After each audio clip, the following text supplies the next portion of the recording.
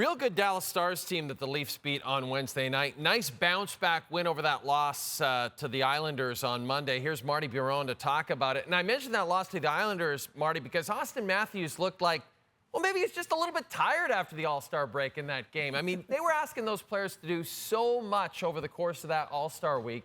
You wondered if he was just a little sluggish Monday, but boy, did he ever look great on Wednesday.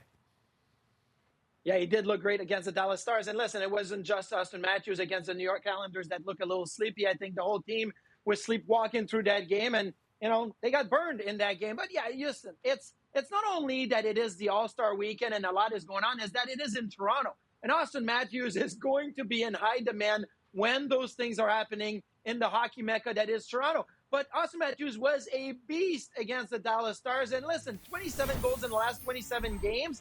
I think he knows he's pretty good and he can play really good hockey. So you look at Auston Matthews and you think, well, he's going to score at some point. Now he's getting a few good bounces here and there, to be able to get to 27 goals in 27 games. Not every goal is going to be a highlight reel and it's going to be like, wow, bar down and everything else. But you need one of those bounces sometimes to feel good about yourself. And after a lackluster effort against the Islanders, he really looked good against Dallas. Let's talk about William Nylander. After he signed that big contract extension with the Leafs, his game actually dried up a little bit. 1 goal in 11 games after signing the deal, but he had 2 goals on Wednesday night. Are you starting to see him return to the form that he showed early in the season?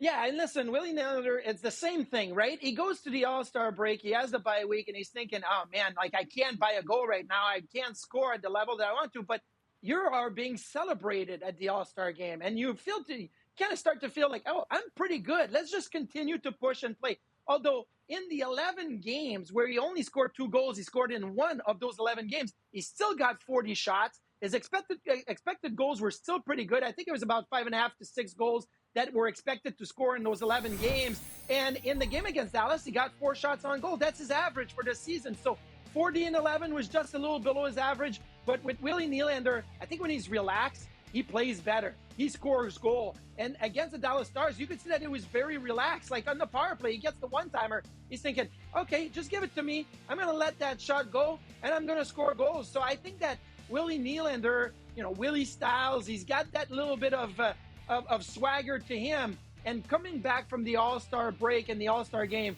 is where I believe you got to start trusting yourself a little bit more, not put so much pressure on yourself to think that, wow, that's a big deal and everybody's asking questions about my contract and I'm not scoring. No, you're pretty darn good. Just go out there and play and you'll play good. That's what he did against Dallas.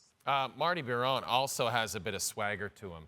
And that's why we have asked Marty to stick around, because we're going to talk about goalies. It's Trade Bait, the goalie edition.